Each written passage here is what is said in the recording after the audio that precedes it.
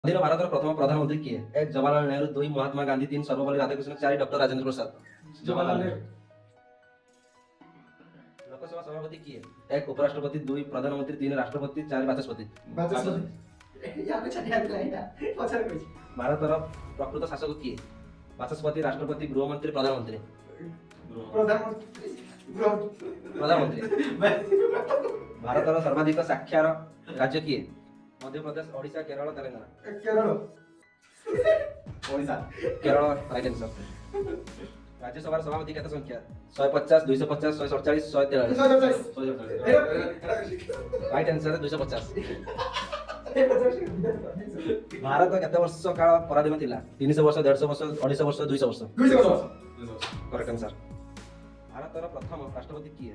ସର୍ବପଲ୍ଲୀ ରାଧାକୃଷ୍ଣ, ଜବାହରଲାଲ ନେହେରୁ, ମହାତ୍ମା ଗାନ୍ଧୀ ନା ରାଜେନ୍ଦ୍ର ପ୍ରସାଦ? ଭାରତର ପ୍ରଥମ ରାଷ୍ଟ୍ରପତି କିଏ? ସର୍ବପଲ୍ଲୀ ରାଧାକୃଷ୍ଣ ନା ଜବାହରଲାଲ ନେହେରୁ?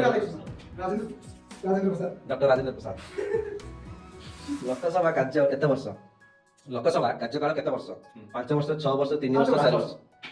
Right answer. ରାଜ୍ୟସଭା କିଏ ଅଧ୍ୟକ୍ଷ କରନ୍ତି? ବାଚସ୍ପତି, ଗୃହମନ୍ତ୍ରୀ, ରାଷ୍ଟ୍ରପତି, ଉପରାଷ୍ଟ୍ରପତି। ଉପରାଷ୍ଟ୍ରପତି। ଲୋକସଭାର ସଭ୍ୟ କେତେ ସଂଖ୍ୟା? 554, 520, 250, 545। 545।